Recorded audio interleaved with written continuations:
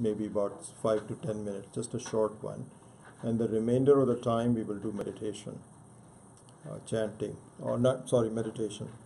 Then on alternate weeks, or approximately that, we will do a longer chanting with Dakshinamurti Stotram.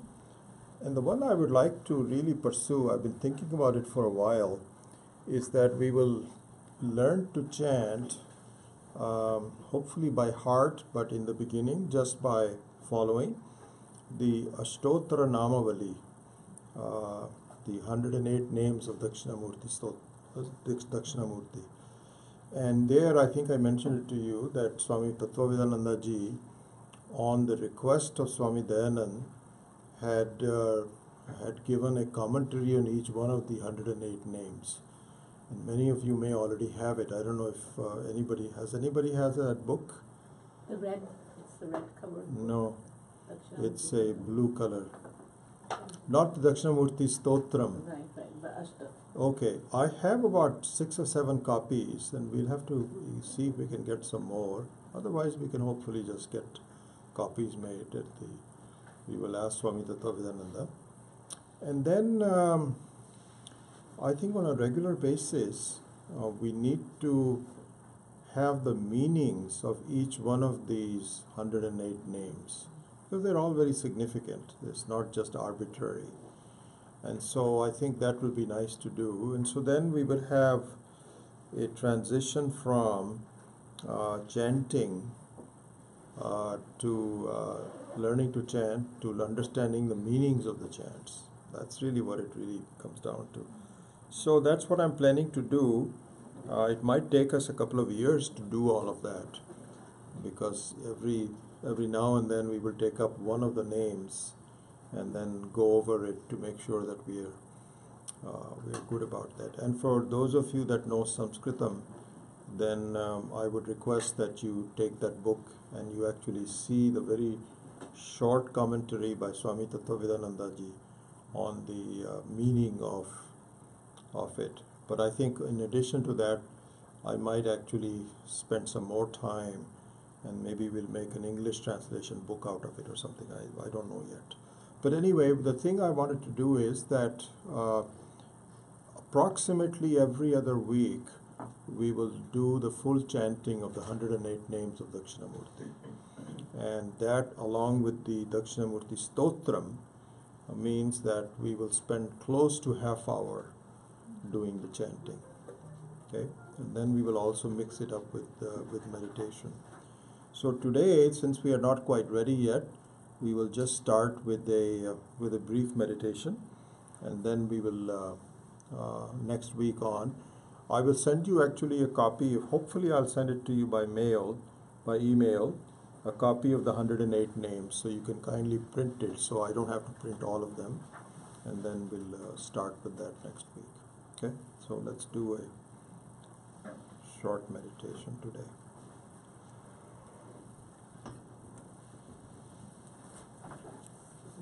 Is it okay if I pull this? Okay. Huh? Because it's too far away from me.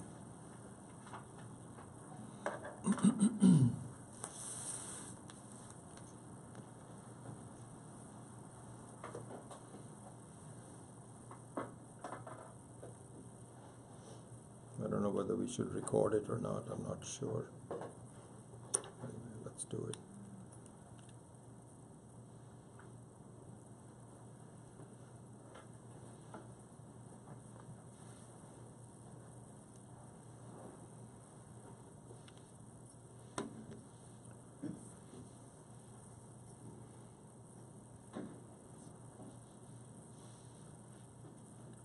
Om Namaste Bhagavan Vishveshwaraya Mahadevaya Triambakaya Tripurantakaya Trikalagnikalaya Kalagnirudraya Nilakantaya Mrityunjayaya Sarveshwaraya Sadashivaya Sriman Mahadeva. I prefer you just listen and not do the chanting yourself.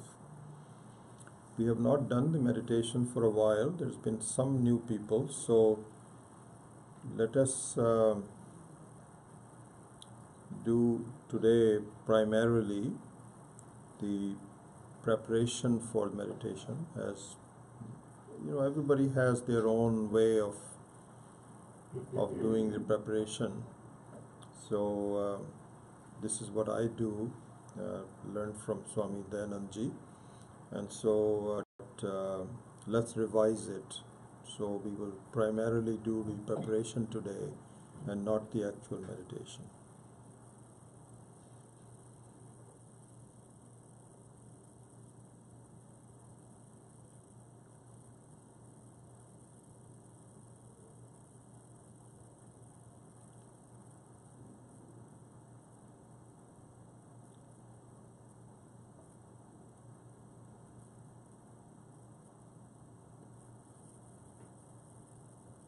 One suggestion that I would have for doing meditation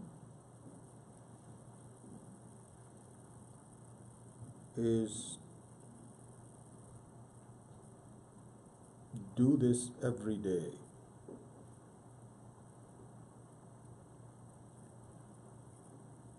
Even if you are busy, you may want to do it just for 1 minute or maybe 5 minutes. Supposing you have a plane to catch and things are hectic in preparing for the flight. On those days, just do it for a minute or two. And normally, you decide how long it is comfortable for you, but do it every day. Don't skip any of the days. That's one. The second thing is, choose a place in your home where it is relatively quiet and relatively clean. Create a corner if you want to. You can sit on a chair or cross-legged on the floor. And like doing it every day, do it at the same place every day.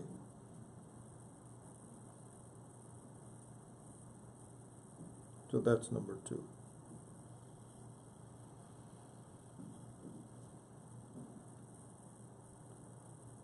Another thing I would suggest is to start with a very brief sankalpa. Sankalpa meaning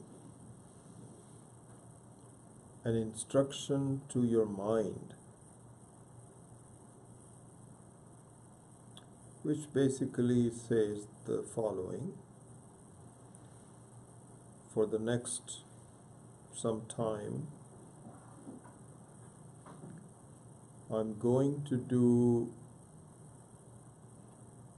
a meditation, some thinking about myself and not about the roles that I play every day.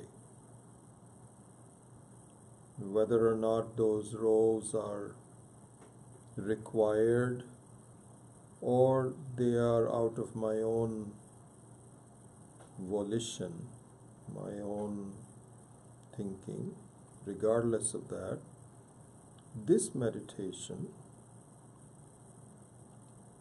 is to make sure that I am focusing on the actor that I am, not the roles that I am playing. So this sankalpa which can be done consciously, formally in the beginning, but later on it becomes automatic, and as soon as you get into the meditation, then it automatically frames your mind that this is what I am doing. Also, as it could happen, if your mind wanders, the wandering is always in the roles side of the picture. And so, if you do this sankalpa in the beginning, then it is easier for you to distinguish whether your thinking is based on the guided meditation for the actor as opposed to the habit of wandering into the roles.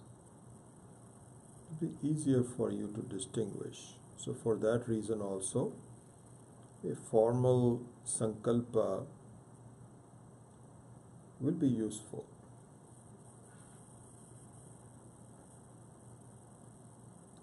So a time, a place, and a sankalpa. Over time, another sadhana which has been very useful to me, and you can adopt it if you like, but it's up to you, is to start the meditation with some chanting.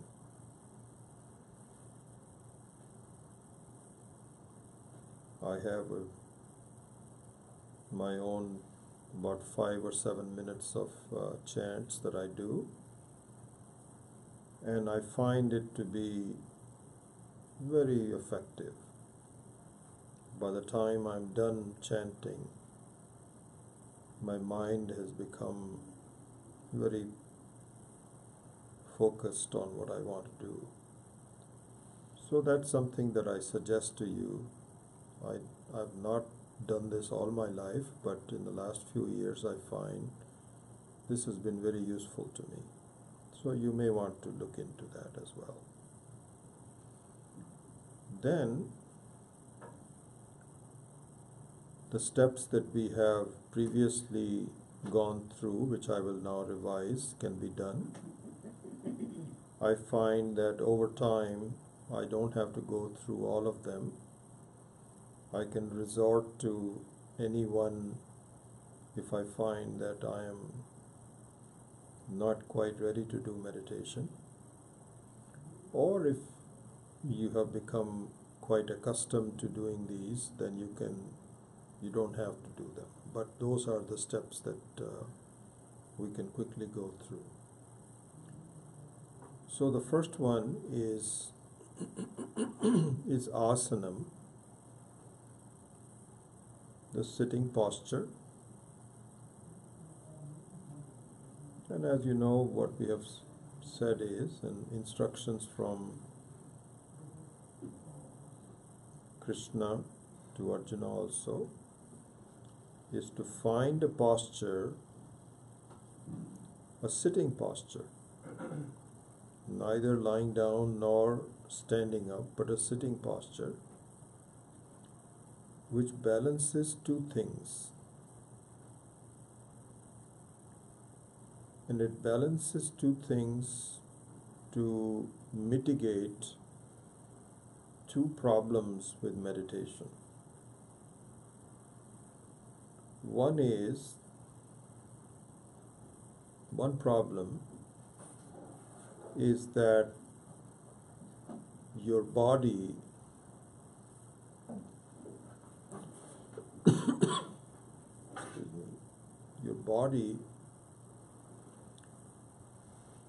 creates a problem in the middle of the meditation,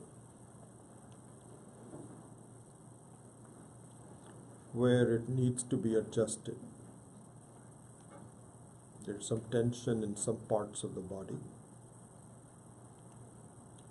that bothers you.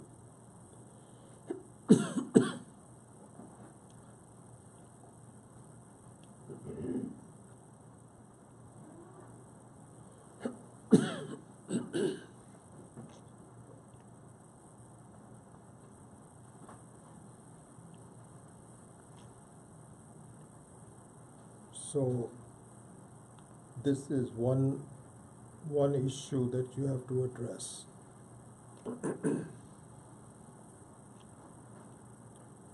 Is to sit in a posture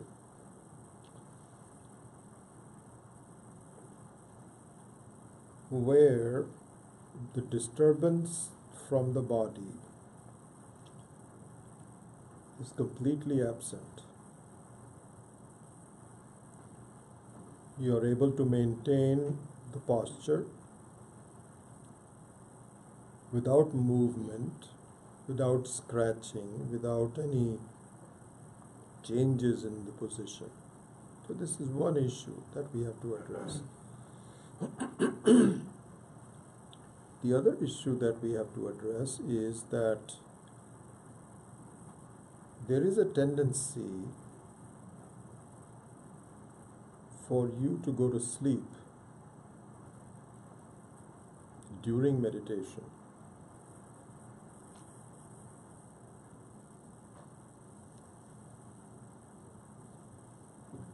The reason for that being that you find that in order to go to sleep, your mind needs to be relatively relaxed. And so if your mind is relatively relaxed, then it invites sleep because it is used to it. So here, sleep is pleasant and will happen from time to time. But the nididhyasanam that we are interested in requires that the mind be awake. And so the posture, asanam, going back to the asanam, should be such that it also does not induce sleep. And it is best done by keeping the body relatively straight. The back should not be completely resting on the chair that you're sitting on. So alertness and non-movement are the two guiding principles of the asana.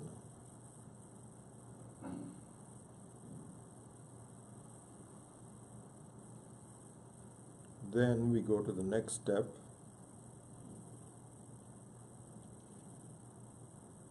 And this step has two benefits, two reasons for doing this. One reason is that your body, despite the fact that it is now sitting in a desired posture, continues to have stored tension at the various parts of the body.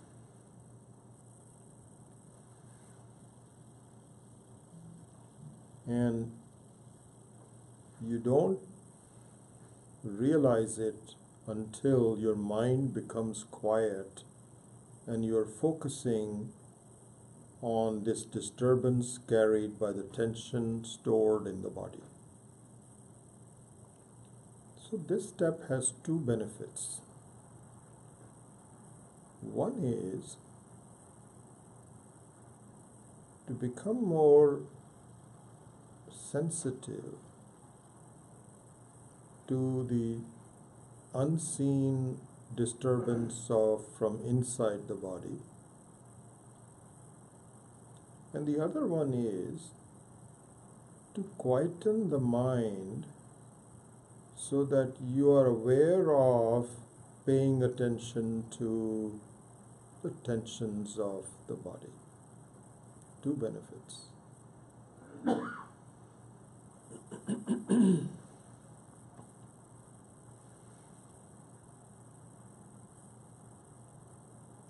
Swami Dayanand Ji had explained this in a very good analogy. He said, if you examine how the mind works, you find that usually the mind works in an associative picture, effortlessly moving from one frame of the picture to another, changing scenes, changing context, without you realizing it. He says, I find this to be something like a monkey, a very skilled adult monkey, which you may have seen in your life in India, that jumps from branch to branch and sometimes from trees to trees, never coming down.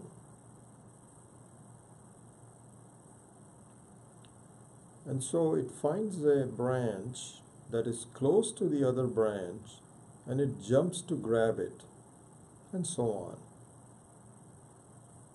Very similar to that is the way our mind sometimes works.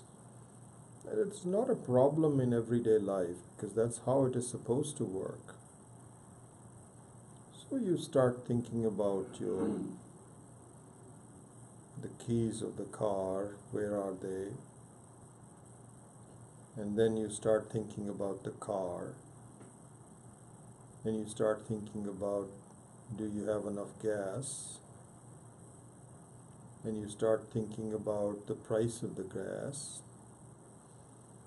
You start thinking about why is it going up so much? And so all of a sudden, without your being conscious of it, you've gone from the keys of the car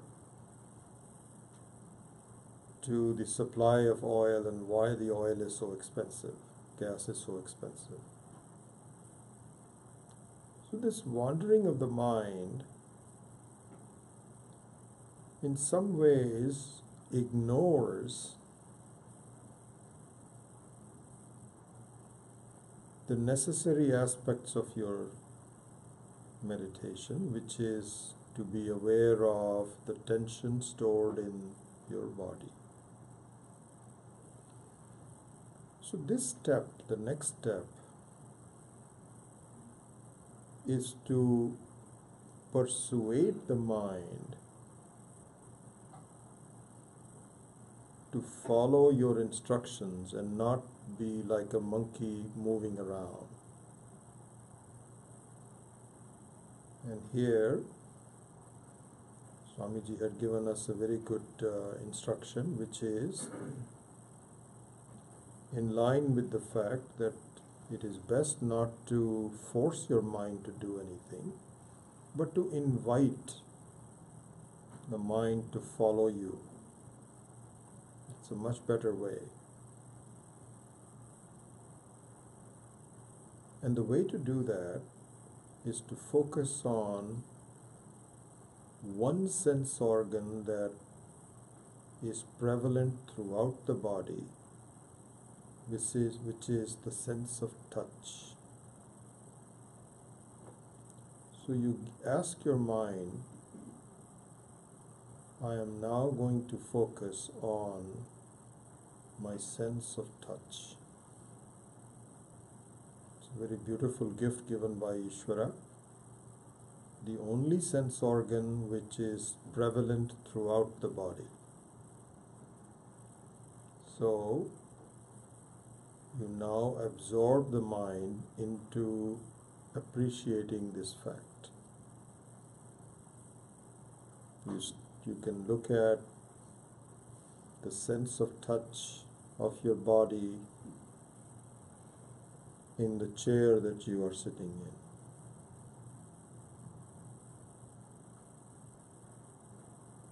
The sense of touch of the back touching the chair. The touch of your fingers clasping each other, resting in your lap.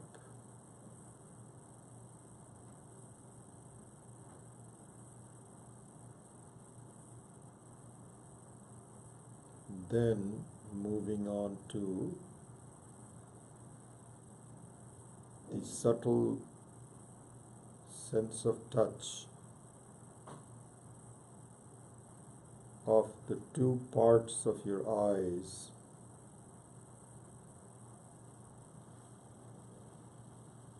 the upper eyelid and the lower eyelid touching each other.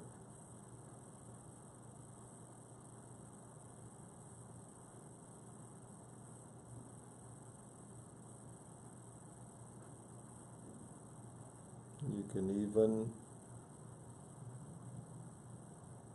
open the eyes slightly to let some light in and be aware of the silhouette of your eyelids, and then close it gently to feel the sense of touch.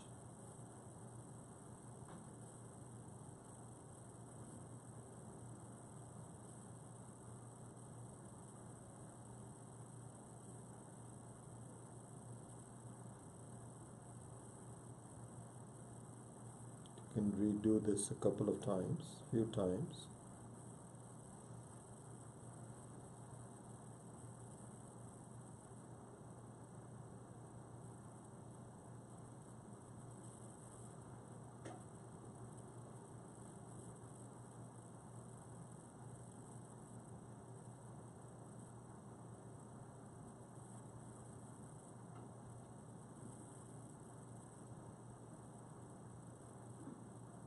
Already you can see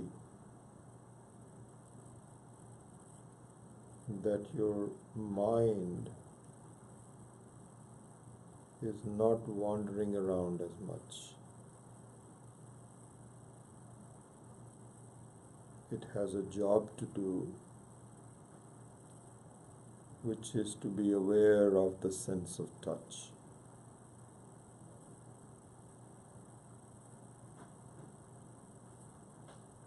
This leads us to the third step.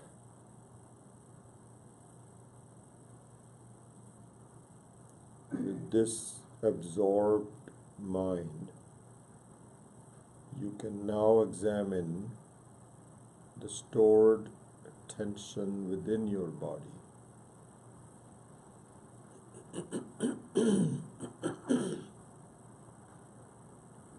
This is best done from one end of the body to the other systematically, starting with the top of the body.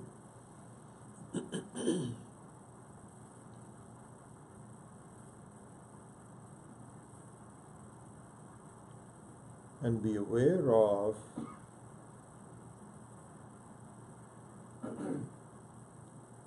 the portions of the body which are notorious for storing tension.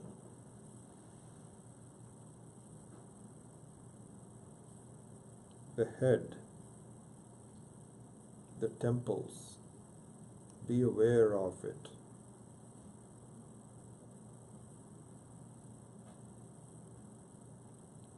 And at each of these stored places where it is notorious for storing tension, at each of these places,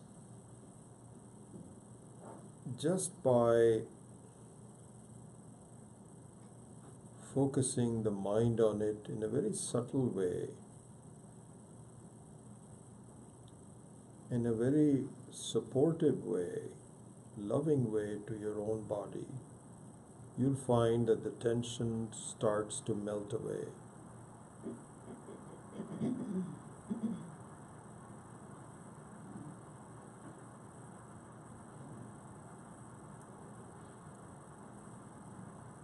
I find an analogy is very helpful. Sometimes when you have children in a home that are begging for attention from their mom who's busy cooking or talking to phone to someone, she has no time to pay attention to what the child wants. But finally she turns to them and said, "What is it that you need?" Similarly, many times the stored tension in our body cries out for our attention, but we are busy. We let the tension fester. But here, through this meditation technique, we finally say, "Okay, why are you tense? Relax."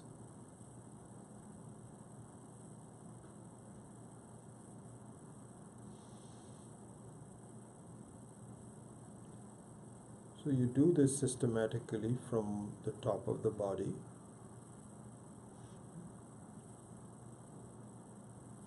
pausing to take care of the different parts of the body like different children.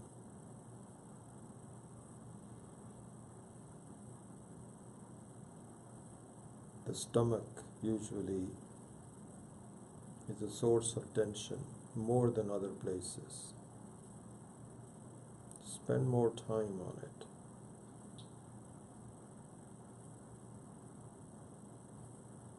One technique you could do is to actually consciously become more relaxed with each outgoing breath.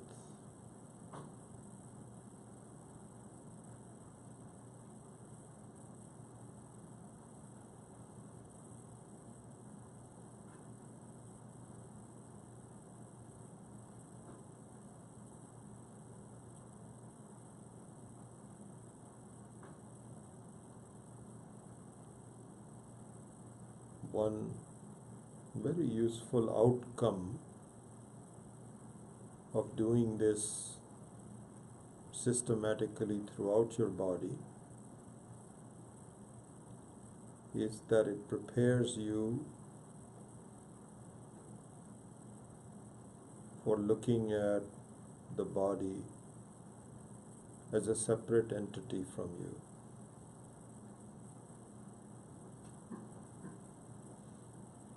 Usually, your identification with the body is, "That's me." But by going through this exercise, it opens the door to recognize that the body is a separate body, a separate entity that can be observed and be worked on.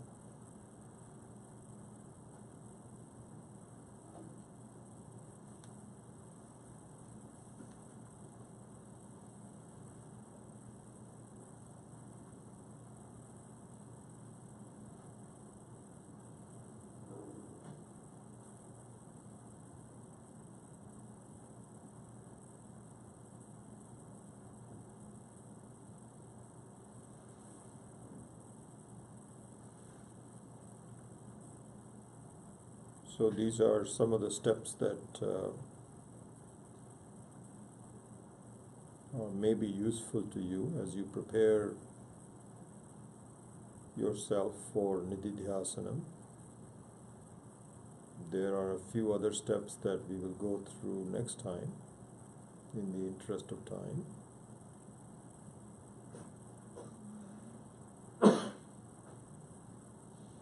And you may want to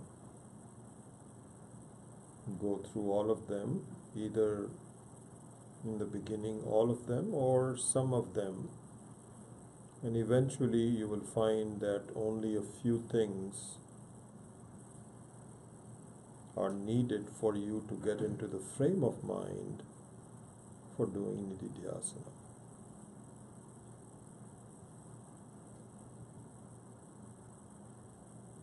So we will continue with this. Om Shanti Shanti Shanti.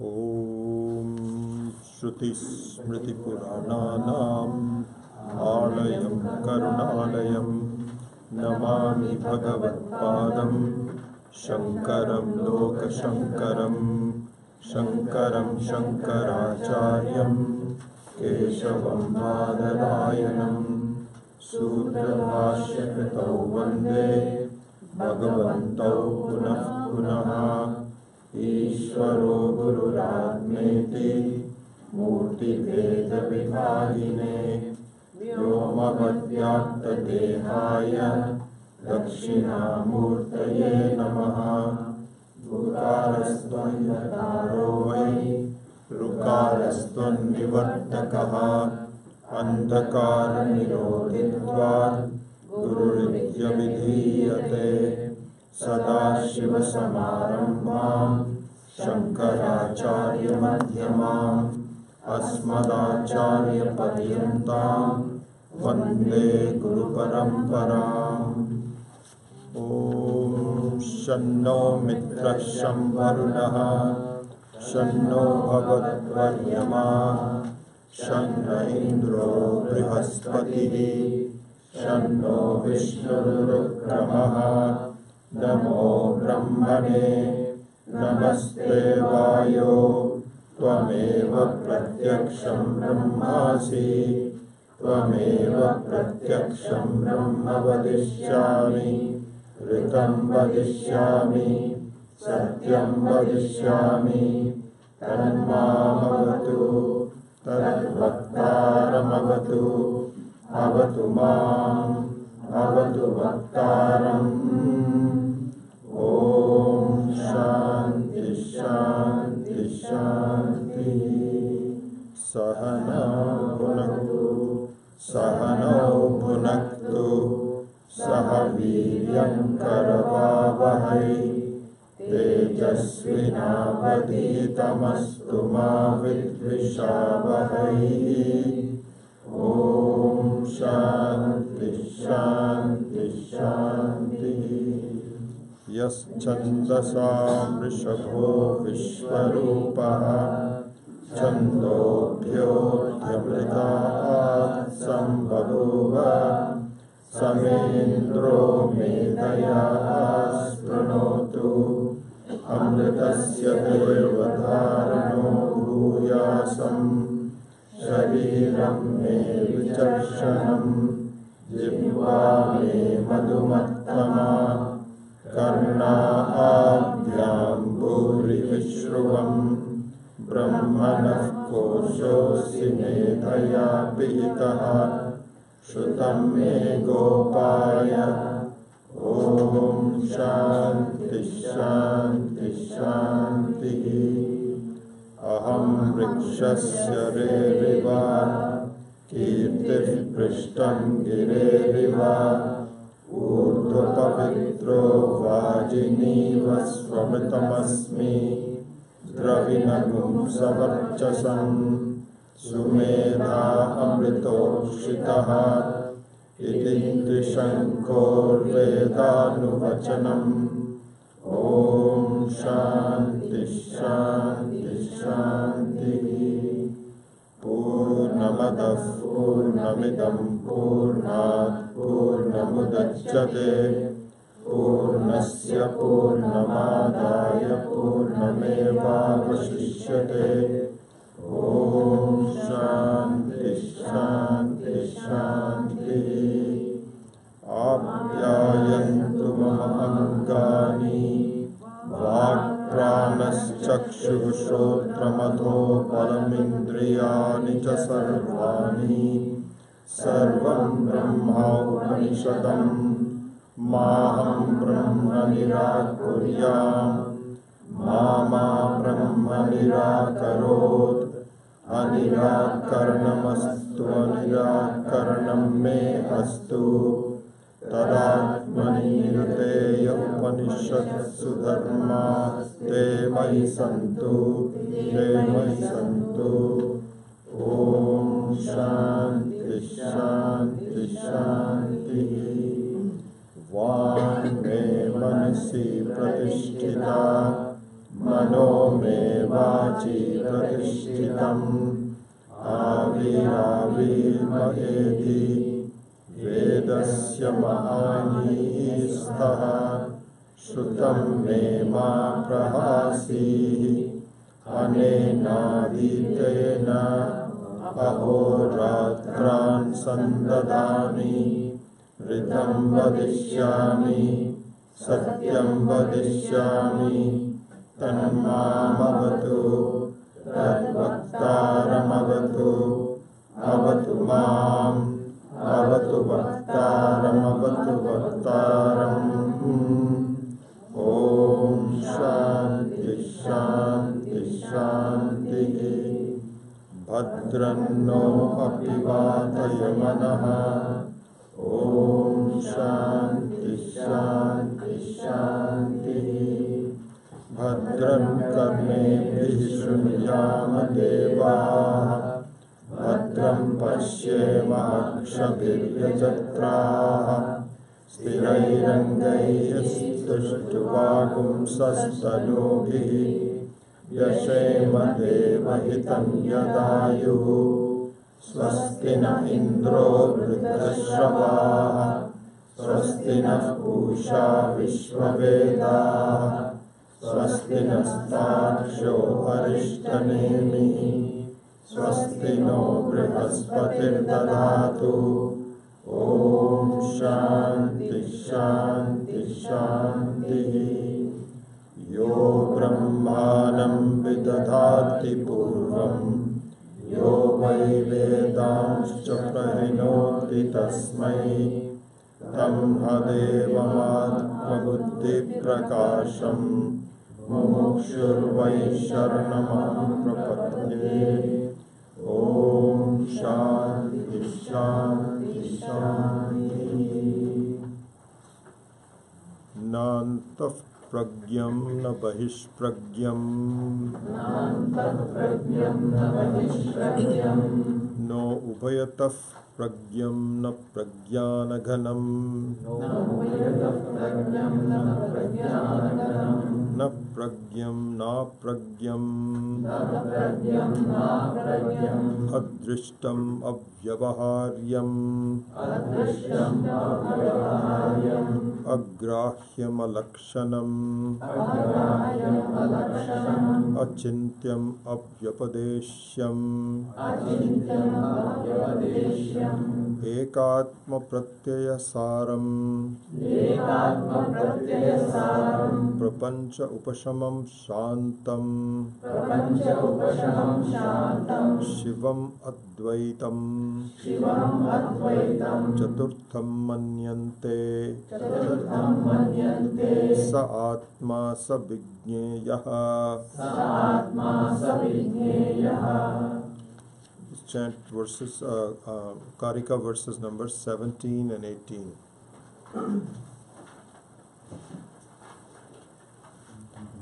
प्रपंचो यदि विद्येत प्रपञ्चो यदि विद्येत निवर्तेत न संशयः निवर्तेत न संशयः मायामात्रमिदं द्वैतम् मायामात्रमिदं द्वैतम् अद्वैतं परमार्थतः अद्वैतं परमार्थतः विकल्पो विनिवर्तेत विकल्पो विनिवर्तेत कल्पितो यदि केनचित् कल्पितो यदि केनचित् उपदेशादयं वादः उपदेशादयं वादः ज्ञाते द्वैतं न विद्यते. ज्ञाते द्वैतं न विद्यते. So today we will complete the Karika section before we take up the rest of the Upanishad Vakyas, mantras. And as I mentioned before, I think it will be useful for us to quickly revise what we have done in the last few months up to Karika number 18. I think you'll see how such a revision is very, very useful. In fact, one of the things I'm thinking of is that I mentioned to you some time ago that Swami Maheshananji had recommended 3 or 4 verses as a way of doing vichara, atma vichara. What are some of the basic questions that you should ask? So I might take up those 4 or 5 verses from Adi Shankara and do those before we begin the revision. I'll have to think about whether it makes sense or not. So give me the freedom to think about it next week. But anyway, this section up to the Karika number 17 and 18 will be finished today. So that's all I want to say.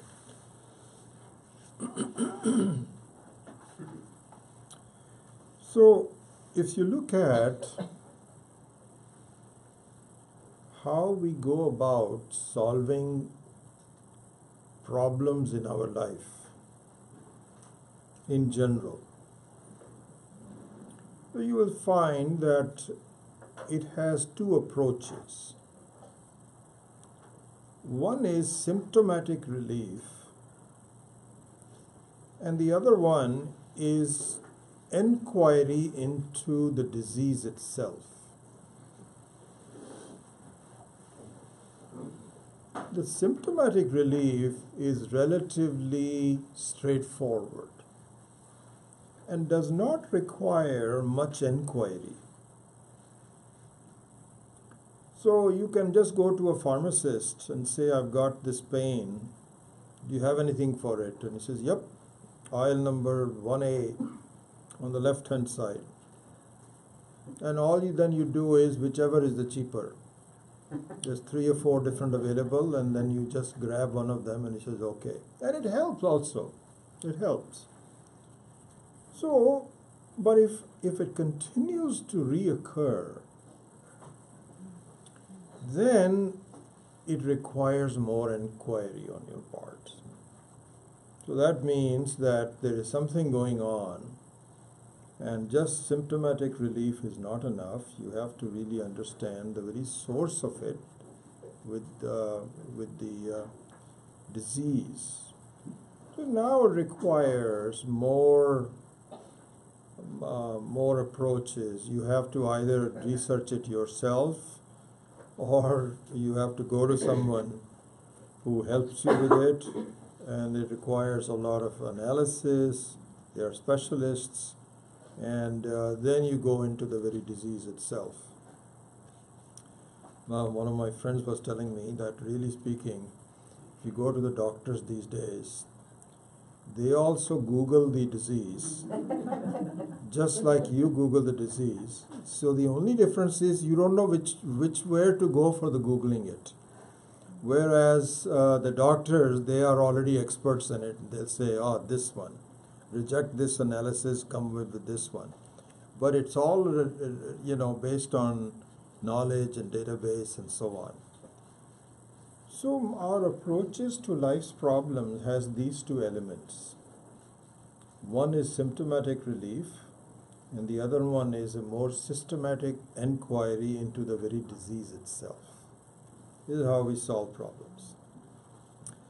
Now, if you bring it to the larger canvas of life, the macrocosmic aspect of life, the whole life itself, you look upon that, not subsets of it in terms of bodily problems or mental issues and all of those kinds of things, but the whole thing, then we have a similar, the approaches are similar. Approaches are similar in that there is a symptomatic relief of your approaches to life. And the symptomatic relief can be seen to be what would be called Saguna Brahma Upasana. So prayers to Ishvara,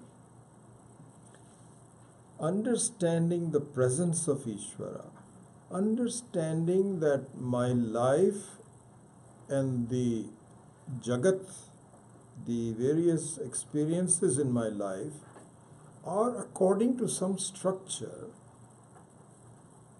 and according to some kind of a system associated with it. I digress for a second. It was some very interesting thing that I saw from Swami Maheshananji's commentary, and that is the following. Very useful in this. I'll come and then close the loop on it. He said, supposing you are playing the role in a play or a movie, doesn't matter, either one. Okay. So now you're going for a part in the movie, and you get the part. Okay. And now you have to study the script. So you have to really study the script and so on and so forth. And the script says in some cases that in this particular case, there's going to be a chase of a police officer, and you are playing the police officer. This person who is looking into it is a police officer, a highway patrolman, and is someone who is escaping from some crime. And he's also in a car, driving very fast. I just saw that it was this morning, there was a teen who drove 130 miles per hour in San Jose. It's very fast, okay? And the script also says that despite the chase, this fellow got away. This is what the script says. So now the police officer, as he plays in the play, says, and supposing it's a real movie, he has to really drive like 100 miles per hour. It's dangerous, pretty soon we are only used to driving like 70 or 75 maybe at the max. But this is 100 miles per hour. And I remember several years ago, I got a new car, and we had moved into this new home in Los Altos Hills. And early in the morning on 280, there is no traffic whatsoever. No traffic. Early in the morning. Not a single car you will see at 6 or 6:30 in the morning and so on. And I remember this is like 30 years ago. I still remember this when I moved into the home. I bought this new car and I said, let me see how fast I can go. So I drove, and I was alone. My wife would not come near me if I were to do anything. I wouldn't. So I started at 65, 70, 75, 80, 85, 90. And I remember at 90, I said, I can't take this anymore. I was so uncomfortable that I said no. So I think I drove at 90, 95 for maybe 2-3 miles. And then that was it. After that, I said, forget it. This is fun. So back to the movie. This fellow plays a police officer, and he sees the script, and he says that the script says that despite the effort of the police officer driving at 100 miles per hour, he could not catch the thief. This is the script. So now he says, okay, that's what I'm supposed to do. Then he turns to his fellow actor, this second police officer. He says, if the script says that I'm not going to catch him anyway, why should I drive that fast? Why should I endanger my own life? I am very uncomfortable driving at 80 or 90, 100 miles per hour. I don't drive that fast. And the script says, it doesn't really matter. Doesn't matter. The script says that you're supposed to drive very fast. You're supposed to drive very fast and pretend as though you're almost near him. But he says, you know what? The end result of the script is it doesn't really matter. Whatever it is, it happens. So, Saguna Brahma Upasana means you discover there is a script of my life. There is a script in my life. And it is not for this police officer to either modify the script or, more importantly, does not follow the role called for by the script. This happened just yesterday. This is really an amazing, what a good example of this. So there was this lady in White House who was saying that, listen, you know what this is? This is an amazing. So I have this CPAP machine, and so they are given free supplies because of Medicare every 3 months or so, and I don't need it because these things go for like 6 months. But because they get free cost, they call me like twice a day. That, hey, aren't you supposed to get it? Anyway, this is one of those. So anyway, this is very interesting that we saw in the White House. This woman said, "Who cares about McCain? He's dying anyway." So this is a case where the script is known. The script is known that this man really has a very aggressive form of brain cancer. And chances of his surviving are, we don't know, it's very possible he may survive it. Hope he survives it, but may not happen. And so this is exactly like the script which says that we're not going to be able to catch this thief. So someone says, if that's the case, why should I really do anything? Why should I run fast? So she also said yesterday, I think it was a she, if I'm not. She said, why do we have to do this? It's okay, he's going to be gone. This is not right. And so Swami Maheshananji said that if you are the kind of actor who doesn't, first of all, understand that there is a script. This is the major thing that we have to do. The first step is to be fully cognizant of the fact there is a script designed by an intelligent person. There is a script, number one. The second one is you fulfill the role of the script, whether you know what the results of the script are. Then you are ready for the next step. Otherwise, as Swami Maheshananji says, if there is an actor which says, why should I do this? I don't have to do this. He won't get another movie role after that. Because people will say, how did he act in that movie? They'll say, well, he didn't drive fast enough. He let him go because he didn't create the kind of drama which was necessary to have this. You have to really do this correctly. So, going back to the larger canvas and what approaches we follow, the first approach is that we understand what the script is and we follow it as best as we can do it. So this is what is the explanation for Saguna Upasana. Saguna Brahma Upasana. Saguna Brahma means that Ishvara is the script writer.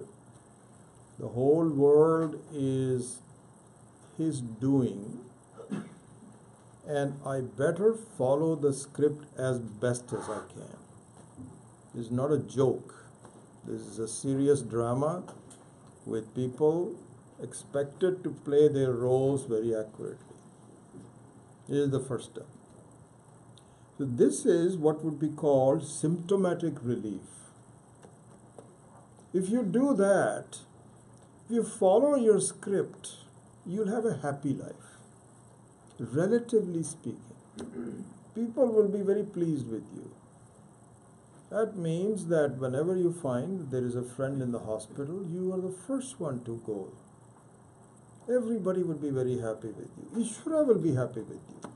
Your own means happy with you means that you will find peace of mind if you follow all of this up to a point, because it is still symptomatic relief. Then the second one is an enquiry into the disease itself. So symptomatic relief, symptomatic relief is also important because before you discover because discovering the disease takes time and you don't want to suffer in the meantime. So please keep on doing the symptomatic relief, but your eye should be towards the longer solution to this. So now we come to the disease itself. So there, Vedanta now teaches that, listen, the way you learn the basics of the disease is to understand that you are giving unnecessary, uncalled for reality to the world. It is not there. It is not there. You're fighting with something which is not there. So if you continue to solve the problems of life in the traditional way that you are used to, you're not going to solve this disease. You have to wake up from it to say that there's some funny stuff going on in here. And the funny stuff might take a little while for you to understand. But that is the approach. If you're serious about the disease is going to take a little longer time. It's not like going to a pharmacist and getting your pain removed right away. It's not like that. It'll take a little while because it has taken you so long to see the reality of the world that it's going to take a little while for you to see how it wears off. Be patient, but but this is the way. This is the way. So in verses number 17 and 18, it gives you this prescription. That's the word I was looking for. This is the prescription. This is the end you have to do. This is what you have to really look at. So he says, prapancha yadi vidyeta nivartetana samshayaha. Maya matramidam dvaitam advaitam paramarthata. He says the thing is that if it was really there, you could have taken some steps to remove it. You have taken some steps to remove it. But the steps to remove it are very different from what you are used to. Because what we are used to is that you see a problem and you deal with it in a particular way. This is not going to work, because if you start with the assumption that this is a real problem, you can only do symptomatic relief. What you have to see is to say, this is not the kind of problem that I am used to doing. It has a certain frightening effect on me, but in fact it is not there. And this is what you have to think about in terms of the approaches to solving the problem.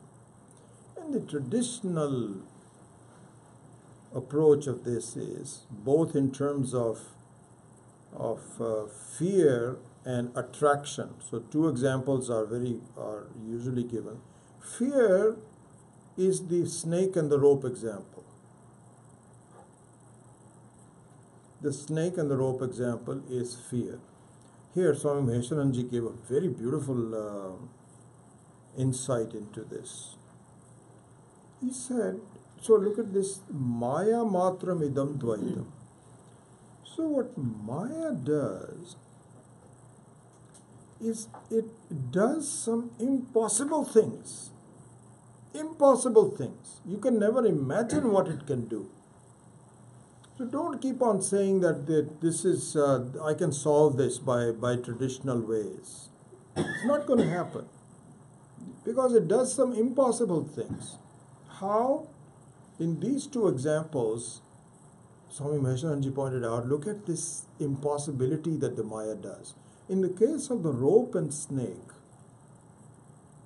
what it has done is to convert a jadavastu,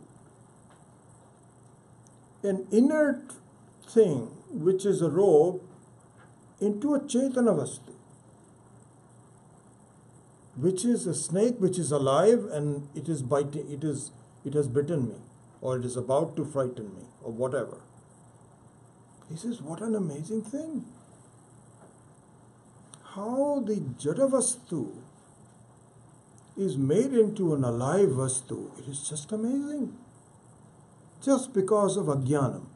Because the very content of Maya is ajnanam. So the power of ignorance is enormous. This is one thing. Then the second example, which is often quoted in the Shastra, is that in the desert, the shimmering airwaves look like there is water. And these are known things that you find that some of the desert animals, they run towards the water. They're so thirsty. They run towards what looks like water. There's no water. Again, there is the same situation that a jadavastu has become a chetana vastu in terms of the flowingness of the water and so on and so forth. Amazing. Amazing. So therefore, the Karika says, listen, the solution to, ultimate solution to the world is to see that really I am giving it unnecessary importance by assigning my own reality to it. The reality is your own. You are the Atma. That's the only source of reality. You are the presence. And you are imparting it to the world. And you are imparting it, well, listen how this trick is done. It's just an amazing. First of all, you are imparting it to your body and mind.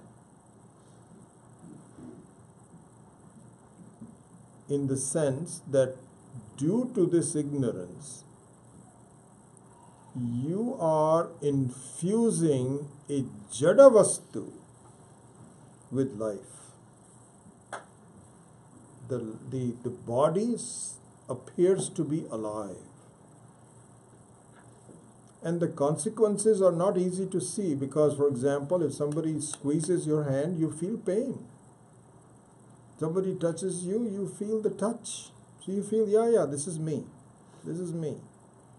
So the fooling of the consequences are enormous. Not going to be easy. But easy or not, doesn't matter. The truth is that it is your own reality that is infusing. And so now what happens is that because you're infusing your body and mind with your own consciousness, therefore the objects that the body and mind are seeing are also infused with consciousness. The rest of the world also appears to be in the same way, very much like that if the wave of the ocean takes the reality of the shape of the wave itself, then all the other waves are also given the same reality. Not knowing that by itself it is false and the other waves are also false. This is what happens. So here, you look at the meaning of this verse now.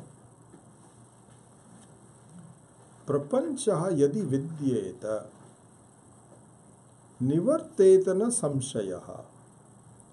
He says, supposing that the experience of your life were to be really there may be a way to remove it. But it's not going to be removed. It will never be removed. You can deal with it on a symptomatic way, but it's not where going to go. As we have seen, that neither death, not going to Swargaloka, nothing will change it. The Jiva's understanding that there is a world outside of me that is to be dealt with will continue forever. Nothing is going to change it. Your forms will change, your situations will change. And as we've been studying on the Tuesday night class, it is very much like a whirlpool that you're just going round and round in. That's it. I remember, sometimes the words used by the acharyas suddenly kind of have an effect on you. It's the same words that are used elsewhere. I remember reading this from Swami Maheshanji one time, and that really had an effect on me, honestly. He said, right now you're very concerned with your own family.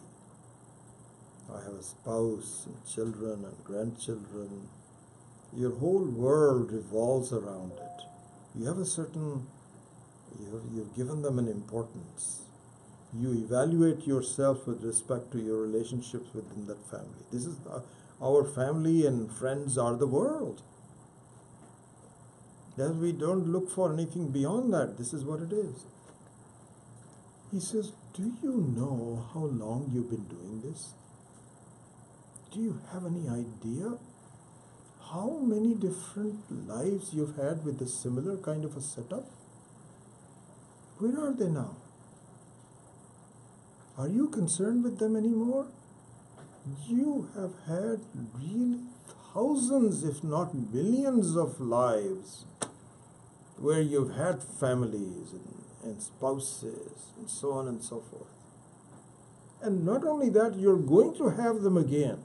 Pretty soon, in a matter of just a few years, this whole thing will be kind of like a redrawn.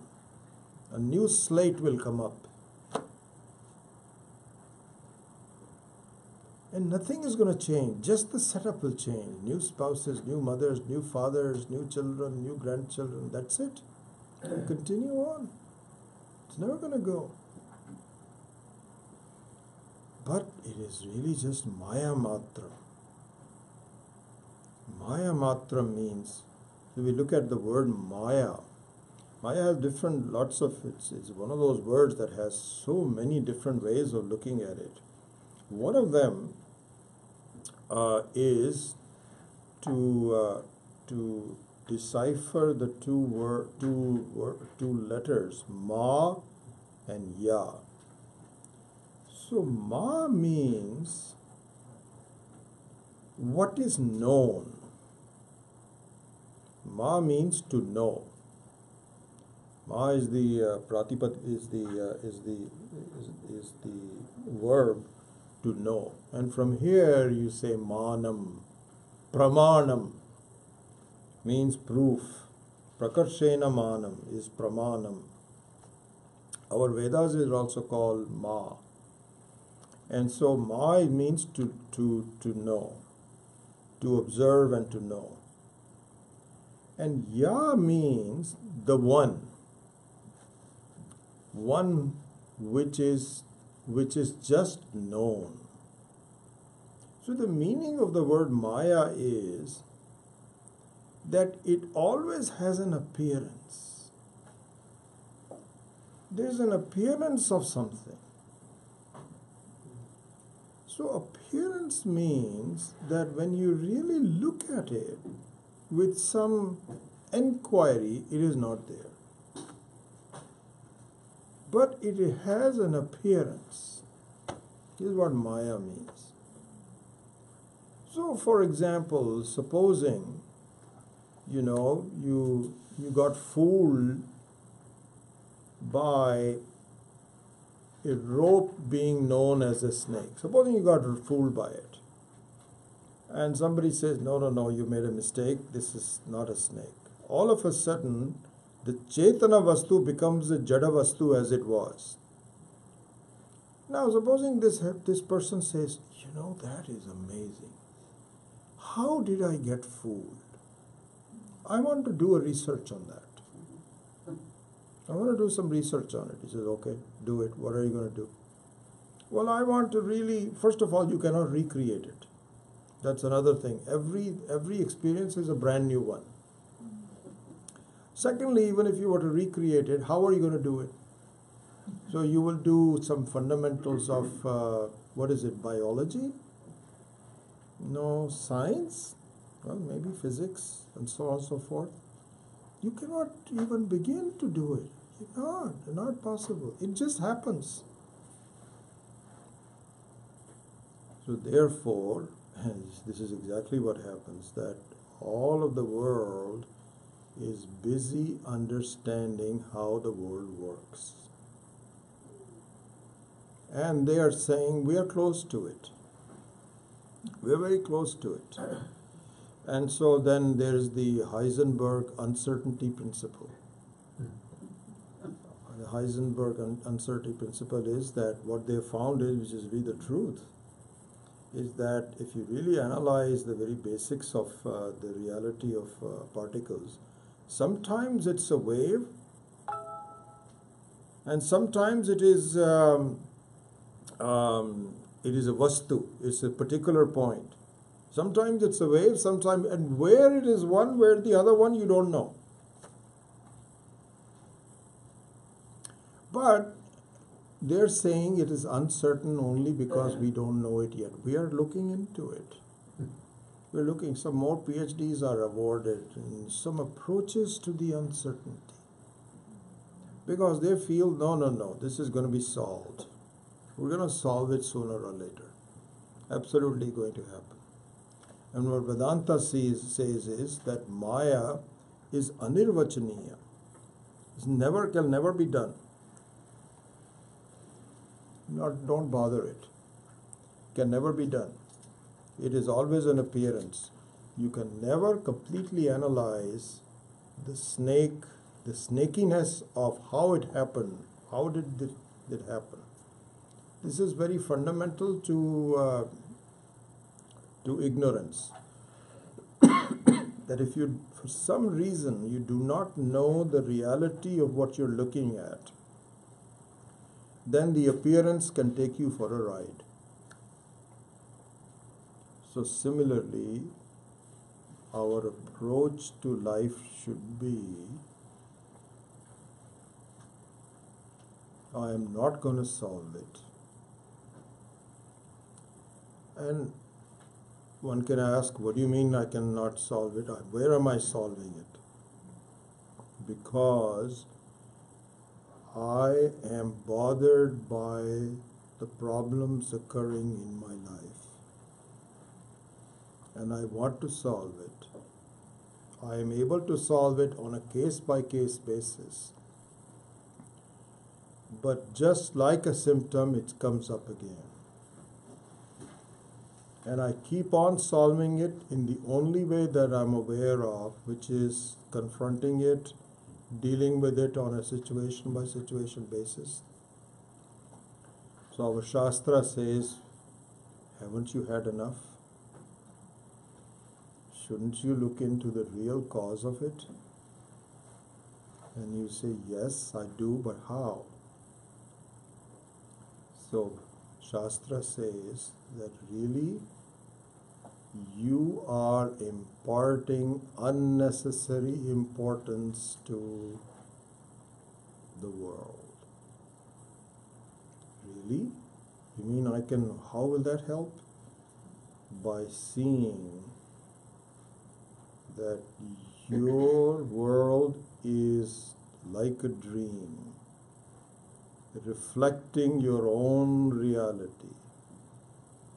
Just like in a dream, your reality is now being transferred into individual things. Dreamer, dreamt, situations. Similarly, in this life also, your reality is being transferred into the world, and now you are dealing with it and trying to solve it. As long as you are living in this dreamlike world, you're never going to solve it. You have to wake up from the dream itself. And the meaning of waking up from the dream is you have to see what is the real source of reality. There is something, some appearance is there. Appearance is there. This is where we depart from Buddhism. As you know very well, we have talked about this. That Buddhism says there is no reality to the world. And we also say there is no reality to the world. We agree with that. Buddhism actually came out of the Vedas. It is not something which was there before the Vedas. The Vedas are there from the very beginning. So, all schools of thought are but an aberration of the Vedas. So the Buddhists say there's no reality. And so you just sit down and meditate, and you find that the reality disappears. And there is no reality anywhere. Everything is just momentary. And just like we were saying in the meditation, that if you just quieten your mind, stop looking at it like a monkey, and let the monkey just stay on the ground, yes, you can just relax and be focused. So Buddhists say the same thing. Exactly the same thing. That there is no reality to the world, let's just forget it. Big difference. We say there is no appearance of reality without reality. And so it's not as though you remove the appearance,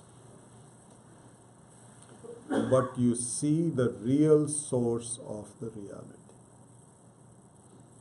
So here, this example, Swami Maheshananji gave this example so beautiful. I'm deeply indebted to him for doing that. So I'll close with that and leave some time for some questions. He said, and this is the same verses number 9 or 10 from Drik-Drishya Viveka that we should take sometime. Same thing. Very beautifully expressed in Drik-Drishya Viveka. So Swami Maheshananji says, look, supposing you are looking at your reflection in the mirror. I've been discussing this for a while, but so this is I just want to underscore how important this point is. This is very, we should really bring it to our mind again and again. So if you're looking at your reflection in the mirror, if you think that the reflection is you have a huge problem. You have got a problem. So the appearance of yourself in the mirror is not a problem. See, look at this. This is an important thing to see. The appearance of yourself in the mirror is not a problem. You're taking your appearance to be yourself is a problem. But once you understand that it is your appearance and you are separate from the appearance, not only separate but actually non-separate in the sense that you are a higher degree of reality, then looking at your reflection in the mirror is no longer a problem.